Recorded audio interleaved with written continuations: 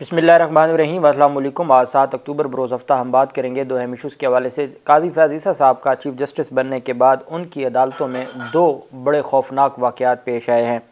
एक जगह पे तो जज के सामने कत्ल कर दिया गया है और दूसरी जगह पे वकला पे हमला हुआ है अदालत के अंदर, और ये इतनी ख़तरनाक बात है। और जब काज़ी फैज़ ईसा साहब अपनी अदालतों की सिक्योरिटी से मुतल्लिक़ और अपने अदालती निज़ाम को अगर हम कहें कि निचले दर्जे पर जो नाअहली है, नालायकी है या कहीं को करप्शन है, उसकी हद तक तो पता नहीं कब एक्शन लिया जाएगा। अब तक तो हमने देखा है 17 सितंबर से लेके आज 7 अक्टूबर है, हमें कोई ऐसी पेशरफ नज़र नहीं आई, हमें कोई ऐसा एक इजलास नज़र नहीं आया कि तमाम चारों चीफ जस्टिस को बुलाया गया हो हाई कोर्ट्स के और उनको कहा गया हो, सख्ती से कहा गया हो कि भाई अगर आपके इदारे में कोई ख़राबी हुई, आपका कोई सिविल जज किसी मामले में इन्वॉल्व हुआ, आपका कोई मजिस्ट्रेट इन्वॉल्व हुआ, या वहाँ पर जो सबसे बड़ी करप्शन तो वहाँ अमला करता है, हमने नहीं देखा कि काज़ी फैज़ ईसा साहब की जानिब से कोई ऐसा एक्शन लिया गया हो।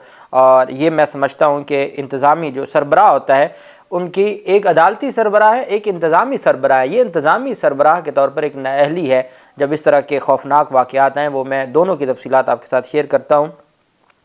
और साथ हम बात करेंगे लाहौर हाई कोर्ट की जानिब से एक फ़ैसला सामने आया है। उससे पहले मैं आपको बताता चलूँ कि इस्लामाबाद में सरकारी गाड़ी थी, खातून चला रही थी, NHA की गाड़ी थी। उसने तेज़ रफ्तार सरकारी गाड़ी ने दो नौजवानों को टक्कर मार के कुचल दिया। खातून ड्राइवर को गिरफ्तार कर लिया। महकमा NHA की सरकारी गाड़ी चला रही थी। सरकारी गाड़ी की टक्कर से एक नौजवान की डेथ हो गई जबकि दूसरा ज़ख्मी हो गया। में जाम भाग नौजवान की शिनाख्त ज़रार के नाम से हुई, जबकि ज़ख्मी शख्स को तिब्बी इमदाद दी जा रही है। पुलिस ने खातून ड्राइवर को हिरासत में ले लिया और गाड़ी को थाने में मुंतकिल कर दिया और जाए वक़ूआ से शवाहिद इकट्ठे किए जा रहे हैं। हमने देखा कि इस्लामाबाद में स्पेशली कितनी दफ़ा ऐसा हुआ कि बड़े या सियासी लोग थे या बड़े कोई अफसरान थे, हत्ता कि एक सेशन जज ने फायरिंग की थी एक पेट्रोल पंप पे खड़े होके, और उस पर भी उनको भी बाइज़्ज़त नौकरी वापस दे दी गई थी। तो हमारा जो निज़ाम है और हमारी जो सरकारी लोग हैं, उन्होंने वो किसी कानून कायदे को नहीं मानते। ये कानून हैं, कायदे हैं, ये सारे के सारे गरीब आवाम के लिए हैं। एक रिक्शा वाले के लिए हैं, एक बाइक वाले के लिए हैं, बड़ी गाड़ी वाले के लिए कोई कानून नहीं है और सरकारी गाड़ी वाले के लिए भी कोई कायदा कानून नहीं है। यही वजह है कि अपनी लापरवाही की वजह से अब होना तो ये चाहिए था कि सख्त से सख्त, जब आप जो वहाँ पर एक स्पेसिफिक स्पीड है, हमारे यहाँ कानून में जो कत्ल ख़ता का कंसेप्ट है जो रैश ड्राइविंग से होता है, उसमें अगर रैश ड्राइविंग है तो 10 साल सज़ा है और 7 दियत है। लेकिन मैं समझता हूँ कि रैश ड्राइविंग से ये मुराद है कि अगर 120 की स्पीड का कहा हुआ है मोटरवे पर और एक गाड़ी 140 पे या 135 पे जा रही है और एक्सीडेंट कर देती है, वो रैश ड्राइविंग में या उसको कत्ल ख़ता में ना लेके जाए, वो मर्डर है। उसको पता था, उसको बताया गया था कि ये एक्ट करोगे तो नुकसान हो सकता है, और उसके बावजूद वो अगर नुकसान करता है तो उसको फिर आप कत्ल ख़ता में ना लेके जाएं, और इसके ऊपर कानून साजी होनी चाहिए। इसी तरीके से अगर इस्लामाबाद में शहर में 60 की स्पीड की इजाज़त है, फॉर एग्ज़ाम्पल कश्मीर हाईवे है, वहाँ पे 60 की स्पीड या 80 की स्पीड की इजाज़त है, और आप वहाँ 120 पे जा रहे हों और आगे दो लोगों की, देखें जिस घर का बच्चा उसकी डेथ हुई है उनका पूरा घर ख़त्म हो गया, और आप उसको दियत के मामले पर ऐसे ही अगर छोड़ देंगे तो मैं समझता हूँ कि ये इंतहाई अफसोसनाक है। और हमारी जो पार्लियामेंट है बदकिस्मती से उनको वो कानून साजी नहीं करती। इसकी वजह से पाकिस्तान शायद उन ममालिक में शामिल है जहाँ सबसे ज़्यादा एक्सीडेंट से डेथ होती है,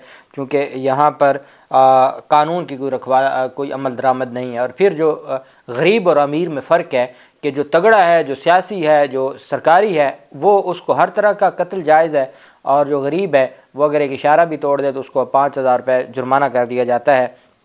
इसी से मुतल्लिक जस्टिस शाहिद करीम साहब ने केस की समाअत की स्मोक के तदारुक और माहौलियाती आलूदगी से मुतल्लिक। तो जज साहब ने कहा कि आवाम को दफातर में मोटरसाइकिल या गाड़ी पर जाने की बजाय साइकिल पर जाने की तजवीज़ दी जस्टिस शाहिद करीम साहब ने। जस्टिस शाहिद करीम साहब ने शहरी हारून फारूक की दरख्वास्त पर लाहौर हाई कोर्ट में माहौलियाती आलूदगी और स्मोक तदारुक की दरख्वास्त पर समाअत की। वकील वाटर कमीशन ने अदालत को बताया कि शाहदरा बाबू साबू समेत तमाम प्रोजेक्ट्स की तकमील के लिए 3 साल का वक्त दिया गया। सरकारी वकील ने बताया कि अकबर चौक को 20 अक्टूबर जबकि वाल्टन रोड पुल 30 अक्टूबर तक मुकम्मल हो जाएगा। सरकारी वकील की ये बात सुनकर जस्टिस शाहिद करीम ने कहा कि रिंग रोड एक्सटेंशन को फरवरी से पहले शुरू ना करें, न्याजी इंटरचेंज रोड को इस मौसम सरमा के बाद शुरू करें। सरकारी वकील ने कहा कि न्याजी शहीद बाबू साबू प्रोजेक्ट رنگ روڈ کے ساتھ جڑنا ہے۔ عدالت نے سوال پوچھا کہ کیا آپ نے اس پروجیکٹ کے لیے ماحولیاتی سروے مکمل کروا لیا ہے، تو عدالت نے نیازی انٹرچینج والے پروجیکٹ میں پرائیویٹ کنسلٹنٹ کو شامل کرنے کی تجویز بھی دی اور کہا کہ یو ٹرنز کا فاصلہ بڑھا دیں کیونکہ جگہ جگہ یو ٹرنز ٹریفک میں رکاوٹ پیدا کرتے ہیں۔ اب ایک بات جج صاحب کو نہیں پتہ کہ جو اکھاڑ دی ہیں انہوں نے سڑکیں، اور اگر وہ 3 مہینے نہیں بنے گی تو وہاں مٹی کبھی ختم ہی نہیں ہوگی۔ اگر تو وہ بن جائیں گی تو چلے امید لگ جائے گی کہ یہاں یہ آلودگی سے بچ جائیں گے، لیکن اگر آپ نے ان کو سٹے کر دیا، روک دیا، اور جو جگہ انہوں نے اکھاڑ کے رکھی ہوئی ہیں وہ ایسی پڑی رہیں، تو عوام بھی ذلیل ہوگی، اور چونکہ وہ ٹریفک کی روانی نہیں ہوگی، اور جو دھواں ہے وہ بھی اکٹھا ہوگا، اور ساتھ مٹی بھی وہ ماحول کو ویسے ہی آلودہ کرے گی۔ عدالت نے حکم دیا کہ 10 مرلے کے گھروں میں واٹر ٹریٹمنٹ پلانٹ لازمی کر دیں، اور سرکاری وکیل نے بتایا کہ عدالت نے پہلے 1 کنال کے گھروں کے لیے واٹر ٹریٹمنٹ پلانٹ لازمی قرار دیے تھے۔ عدالت نے سرکاری وکیل کو جواب دیا کہ اب آپ 10 مرلے کے گھروں کے نقشوں کی منظوری بھی واٹر ٹریٹمنٹ پلانٹ کی تعمیر کے ساتھ مشروط کریں۔ عدالت نے اسموگ کے تدارک کے لیے تجویز پیش کی کہ اکتوبر سے مارچ تک سائیکلنگ کی پروموشن کر سکتے ہیں۔ لندن میں سائیکل کرائے پر دینے کا کام شروع کیا گیا تھا، ایسا پلان مصروف علاقے سے شروع کیا جا سکتا ہے۔ عدالت نے کہا کہ سردیوں کے 4 ماہ میں آپ سائیکل کرائے پر دے سکتے ہیں، یا ابتدا میں تو یہ سہولت مفت بھی دی جا سکتی ہے۔ برطانیہ میں تو جج بھی سائیکل استعمال کرتے ہیں، جس پر deputy attorney general Asad Bajwa نے بتایا کہ ایسا ماہ روڈ پر شروع کیا گیا تھا۔ انہوں نے کہا کہ ہم ہائی کورٹ سے سول کورٹ جانے تک کتنی گاڑیاں استعمال کرتے ہیں، ہم سائیکل کا استعمال شروع کر سکتے ہیں۔ عدالت نے سماعت آئندہ ہفتے تک ملتوی کرتے ہوئے کہا کہ لوگ دفاتر میں موٹر سائیکل یا گاڑی پر جانے کی بجائے سائیکل پر جائیں۔ اور ویسے بھی جناب کی نگران حکومت نے، جن کو ہماری عدالتوں نے پروٹیکشن دی ہوئی ہے یا جن کو ہماری عدالتیں پوچھتی نہیں ہیں، انہوں نے ویسے بھی قوم کو اس مقام پہ لا کھڑا کیا ہے کہ اب غریب عوام صرف یہی کر سکتی ہے کہ وہ سائیکلوں پہ ہی جائے گی۔ اینٹی کرپشن عدالت میں پنجاب اسمبلی کے الاؤنس میں مبینہ کرپشن کے مقدمہ میں جو سابق پرنسپل سیکرٹری تھے پرویز الہی کے محمد خان بھٹی، ان کی درخواست ضمانت بعد از گرفتاری منظور کر لی ہے۔ اینٹی کرپشن کے جج محمد علی رضا نے محفوظ فیصلہ سنایا، اور اینٹی کرپشن نے محمد خان بھٹی سمیت دیگر کے خلاف مقدمات درج کر رکھے تھے۔ اب محمد خان بھٹی وہ ہے جن کو سب سے پہلے گرفتار کیا گیا تھا، اور تب سے لے کے اب تک ان کے خلاف درجنوں مقدمات بن چکے ہیں، اور یا کسی میں ڈسچارج ہو گئے ہیں یا وہ ضمانتوں پہ رہا ہوتے جا رہے ہیں، اور پھر نئے مقدمے میں ان کو گرفتار کر لیا جاتا ہے۔ فیصلہ آباد میں انتہائی تکلیف دہ واقعہ ہوا۔ فیصلہ آباد عدالت میں وکیل خاتون نے ایک وکیل کو گولی ماری، فائرنگ کر دی، جس کے نتیجے میں وکیل اور کلرک زخمی ہو گئے۔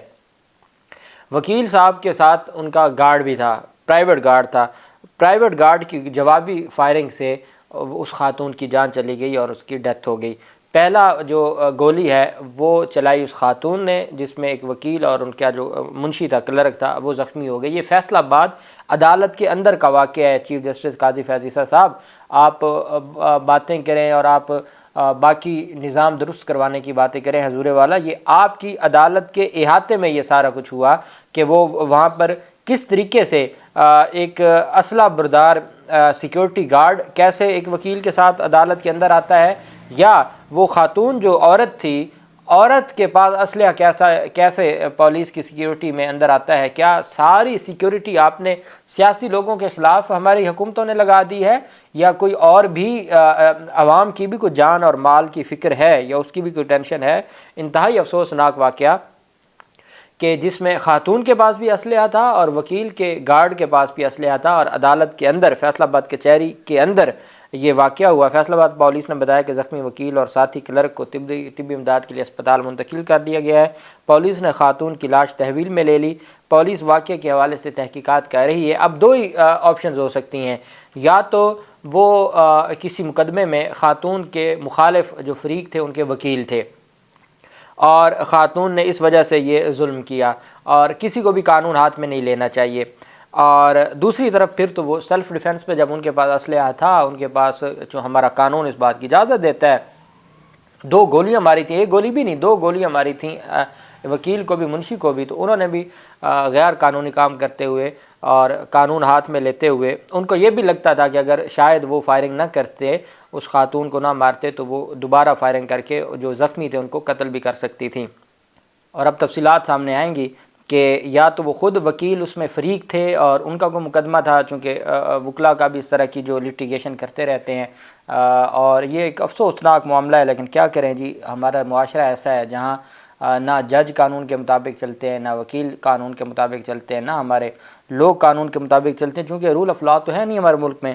سرگودا کی سیشن عدالت تھی، سول جج کے سامنے، سول جج کی عدالت میں سول جج بیٹھے ہیں اپنی چیئر پر، اور ان کے سامنے پیشی پر آئے ملزم کو قتل کر دیا جاتا ہے اور کوئی پوچھنے والا نہیں ہے۔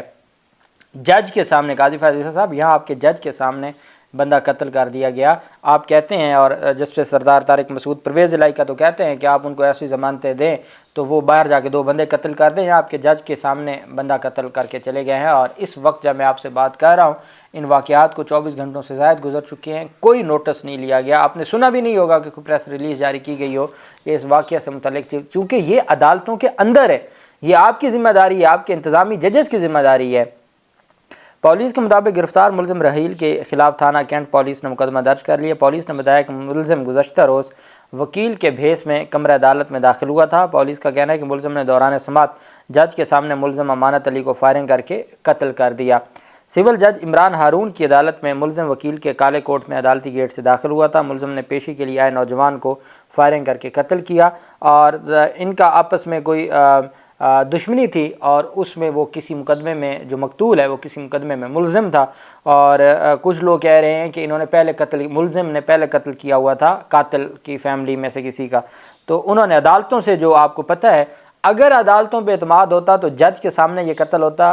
یہ اتنی بڑی بد اعتمادی ہے عدالتوں پہ اور عدالتی نظام پہ کہ لوگ مجبور ہو گئے ہیں، اور وہ ججز کے سامنے جو قانون ہاتھ میں لینا شروع ہو گئے ہیں۔ کون استعفیٰ دے گا؟ کون اس کے اوپر ایکشن لے گا؟ کون اس کے اوپر ذمہ داری لے گا کہ جج کے سامنے یہ سارا معاملہ ہوا ہے؟ حضور والا 17 ستمبر سے لے کے 7 اکتوبر تک کوئی جو ہماری جوڈیشری ہے اس کے حوالے سے کوئی سٹیٹمنٹ نہیں آئی، کوئی بہتری کے لیے کوشش نہیں کی گئی۔ یہاں تو آپ کے ریڈر ہیں، آپ کے احمد ہیں، وہ بغیر 200-300 لیے تاریخ کا نہیں بتاتے۔ آپ پوچھ لیں سائلین سے، ایک انٹرویو کر لیں، کسی دن بھیس بدل کے جائیں نا کسی سول کورٹ میں، لاہور کی ایوان عدل میں چلے جائیں، اور وہاں ایک احمد کو کہیں آپ ایک سائل بن کے کہ فائل دکھا دیں، اور وہ آپ کو دکھا دیں، نہیں دکھائے گا۔ تو یہ حضور والا ذمہ داری بنتی ہے آپ کی۔ آپ نے کیمرے لگائے ہوئے ہیں، ہر عدالت میں کیمرہ لگا ہے، وہ کیمرہ نہ ریڈر احمد کی کرپشن کو دیکھتا ہے، نہ وہ ججز کی نااہلی کو دیکھتا ہے، وہ صرف وکلا کی جانب سے اگر کبھی کوئی بدتمیزی کی جائے عدالت میں تو اس کی ویڈیو ضرور وائرل ہوتی ہے، اس کے علاوہ اور کچھ نہیں ہوتا۔ تو یہ میں سمجھتا ہوں کہ جہاں اس طرح کے وکلا کے خلاف کارروائیاں ہونی چاہیے، وہاں اگر کوئی جج انوالو ہیں ان کے خلاف کارروائیاں ہونی چاہیے، اور جو عدالتی عملہ ہے چونکہ وہ آپ ہی کی ذمہ داری ہے، آپ کی انتظامی دائرہ اختیار میں آتے ہیں تو آپ کی ذمہ داری بنتی ہے، اور آپ کی آنکھ کے نیچے اتنے بڑے افسوسناک اور خطرناک واقعات ہو رہے ہیں۔ اللہ پاک پاکستان کا حامی و ناصر ہو۔ بہت شکریہ۔ اللہ حافظ۔ پاکستان زندہ باد۔